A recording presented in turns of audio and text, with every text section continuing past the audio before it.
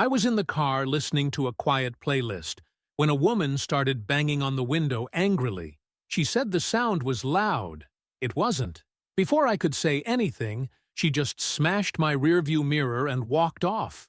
I just wanted to listen to some quiet music in my car. Nothing more, nothing less. I was parked with the windows down, enjoying my playlist, and waiting for a friend to come out of the store. A completely harmless scene. Until she appeared. At first, I thought she was just another person passing by. But when I noticed the way she looked at me, a mixture of disgust and irritation, as if I had committed a crime, I knew that something very bad was about to happen. The woman stopped right next to my car, with her arms crossed, and red lipstick so exaggerated it looked like it had been applied with a paintbrush. She snorted once, then again, and finally knocked on my car window. It wasn't a polite knock, a simple, "Excuse me." It was a punch. I sighed, turned the music down a little and looked at her, waiting for an explanation, but she was already talking before I could even ask her anything. Apparently, my music was too loud and disrespected the surrounding environment. An important detail? Her car was about 3 meters away from mine. I thought about arguing, saying that the sound was at a normal volume, that the window was closed, and that no other person seemed to be bothered. But, you know when you look at someone and realize that arguing isn't going to help? Exactly. I did the most sensible thing I could. I ignored it. I smiled a little, raised my glass, and went back to my music. And it was at that very moment that the woman exploded. She shouted something about lack of respect, then about uneducated people. And, before I could understand what was happening, the rearview mirror of my car flew off. Yes, she smashed my rearview mirror. With one swift blow, she ripped it off and threw it on the ground as if she was getting rid of a piece of garbage. You know that feeling of shock when something so absurd happens that your brain freezes for a moment? That's right. I stood there, staring at what used to be my rearview mirror, trying to process what had just happened. She was standing next to the car, as if she had just solved a giant problem. The woman simply turned around and started walking back to her car, as if she had just thrown a stick of gum on the ground and not committed a crime. It was then that I realized I couldn't let this go. I was still standing there, looking at what was left of my rearview mirror on the ground, trying to understand how it had happened in less than a minute. It was one thing for someone to complain about the volume of the music, totally over the top. But come on, it happens. Now, breaking a part of someone else's car because you were annoyed? That was a level of insanity I didn't expect to see outside of a documentary about sociopaths. And the most unbelievable thing? She didn't run. She didn't try to run away. She didn't show a shred of guilt or fear. She simply turned her back and started walking calmly to her car, as if she had just solved a huge problem and could now get on with her life in peace. It was at that moment that my brain finally unlocked. My peace of mind, which had previously been fueled by the quiet music in the car, completely evaporated.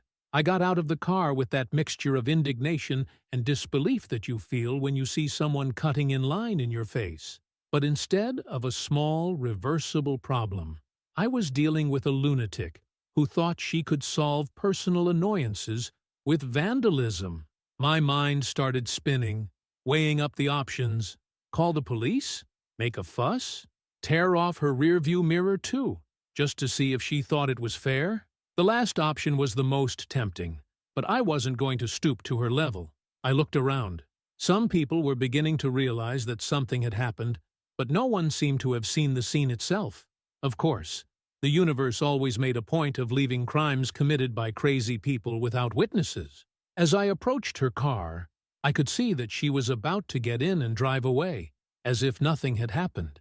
The calmness on her face made me want to tear my hair out. I wondered what went on in the mind of someone like that. Did she really believe she was right?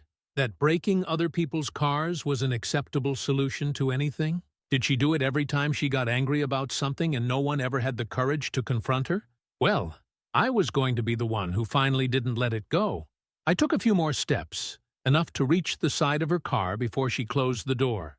I was going to speak up. I was going to demand that she pay for the damage. I was going to expose the absurdity of the situation to see if she would at least blush with shame. But before I could say anything, she looked at me and rolled her eyes with a sigh of pure disdain. That's when I realized she hadn't finished annoying me yet. If I thought the woman was going to show any regret, I was sorely mistaken. When I pulled up next to her car, ready to confront her, she simply rolled her eyes and sighed, as if I was the nuisance in her life. Yes, because in her brilliant mind, I was the problem there.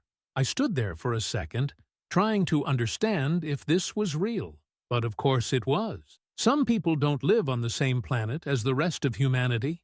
She opened her handbag, took out her cell phone, and started fiddling with it as naturally as if she were waiting for food to arrive at a restaurant. She didn't even look at the damage she'd caused. He didn't even recognize that I was still standing there, looking at the broken rearview mirror on the ground. It was at that moment that I realized I was dealing with someone highly trained in the art of cynicism. She wasn't going to apologize. She wasn't going to admit that she'd done something wrong. If I didn't take action, she would simply walk away, as if nothing had happened. And that's exactly what she tried to do. Still without looking at me, she started the car and threw it into reverse, as if she was going to back up and drive away. Just like that. Just drive away, erase the scene from her brain, and get on with life. That's when my patience ran out. I quickly positioned myself behind her car. I wasn't going to let this crazy woman get away with this. If she wanted to get away, she was going to have to run over me. It was only then that she finally paid me some attention. She looked through the rearview mirror, which was still intact, unlike mine, and made that expression of pure boredom and indignation, as if I was getting in the way of her glorious day. And then she got out of the car. With firm steps and a look like she was about to lecture me, she walked towards me. My heart was already racing, waiting for an apology, an attempt to minimize the situation, or at the very least, an absurd justification for what she had done. But no, what came out of her mouth was so ridiculous that, for a second, I thought I'd heard wrong. Because instead of admitting guilt, paying for the damage, or at least pretending to be sorry, she simply said that it wasn't her fault, and that, in fact, I should thank her. Thank her. That's when I knew for sure this woman had no grasp of reality. When I heard that woman say that I should thank her, I was sure that my brain had fried. That was it. It was over. My internal system simply stopped processing. I blinked a few times, hoping that maybe she would laugh, that she would say it was a joke, that she would have some idea of how ridiculous that phrase was. But no, she was serious. More than serious. She was convinced. The woman straightened her hair and put her hands on her waist, as if she were about to give a motivational talk. The way she looked at me made it clear that she really thought she was about to say something very clever. And then she began to explain why she did what she did. First, she said that my rearview mirror was a safety issue. Yes, you read that right. She claimed that she broke my rearview mirror as an act of public protection. According to her, if my rearview mirror was reflecting sunlight in the wrong way and causing visual discomfort for the people around, then she had just solved an imminent danger.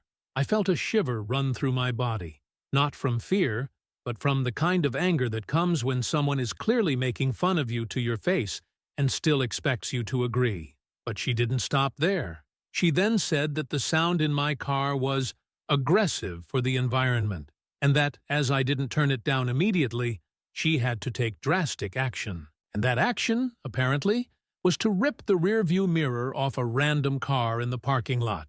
The woman said this with the greatest calm in the world, as if it were something obvious, rational, logical, as if everyone who has ever been annoyed by traffic noise automatically has carte blanche to go out and destroy other people's property. Meanwhile, I could only think that, in a parallel universe, this might be an acceptable logic, but not on planet Earth, not in a public parking lot where there is something called the law. And then came the icing on the cake. She sighed deeply. made an expression of a poor, misunderstood soul, and let out a sentence that almost made my soul burst out of my body with rage. People like me shouldn't be punished for trying to make the world a better place. That was it. Now I was dealing with an urban vigilante from the rearview mirror. The urge to laugh and the urge to scream fought an internal battle inside me. But then, before I could decide which feeling was going to win, a police car pulled up at the entrance to the parking lot. And it was at that moment that I realized that her day was about to get a whole lot worse. When I saw the police car pulling into the parking lot, I felt an immediate sense of relief. Finally, someone with authority was going to deal with this woman. The woman, on the other hand, was tense for exactly 2 seconds. That's how long it took her to regain her poise and assume the role of the ultimate victim? Yes, because in her mind, she was the real wronged party. As soon as the police got out of the car, her expression changed completely. Once full of arrogance, she was now wide-eyed, putting her hand to her chest, as if she had just survived a brutal attack. And then the theater began again. Without even letting the police ask her anything, she threw herself into the most absurd narrative possible. She said she was standing there, calmly, when an extremely aggressive man started threatening her in the parking lot. That's right. She tried to paint the situation as if I was an unhinged lunatic, and she was an innocent citizen who just wanted to live in peace. The disgrace for her? The security cameras. One of the policemen looked at me, at the smashed rearview mirror on the ground, and then at the woman. He didn't seem very convinced by her little story. Then he asked if there were any cameras nearby. That's when the market security guard came into play. Not only did he confirm that the cameras had filmed everything, but he also had the images on his cell phone, ready to be viewed. And then the world fell apart for her. As soon as the police saw the video, the woman went into a tailspin. First, she tried to pretend it wasn't her in the images. Then she said she couldn't remember what happened. And finally, she tried to cry. But the police weren't buying it. After a few more minutes of pathetic excuses, she was told that she would be fined and would have to pay for the damage to my car. But the best part? She was also charged with damage to property and false reporting. While she argued with the police officers, trying to pull off one last dramatic stunt, I stood there, watching the scene and thinking, how can someone be so incapable of admitting they're wrong? But deep down, I already knew the answer. People like her don't live in the same reality as the rest of us. Her car ended up being towed away because, in the midst of all this confusion, they discovered that she had been in arrears for years. That was all it took to end the circus. Well, I left there without my rearview mirror, but with something much more valuable, the satisfaction of seeing the world collecting the bill from someone I thought I would never have to pay. Have you ever been in an absurd situation like this? Someone who does something wrong, pretends it's right, and then tries to come off as a victim? Tell me in the comments. I want to know. And if you liked this video, don't forget to subscribe to the channel and like it. It helps a lot. Want to see more stories like this? Click on the card and come marathon. See you in the next video.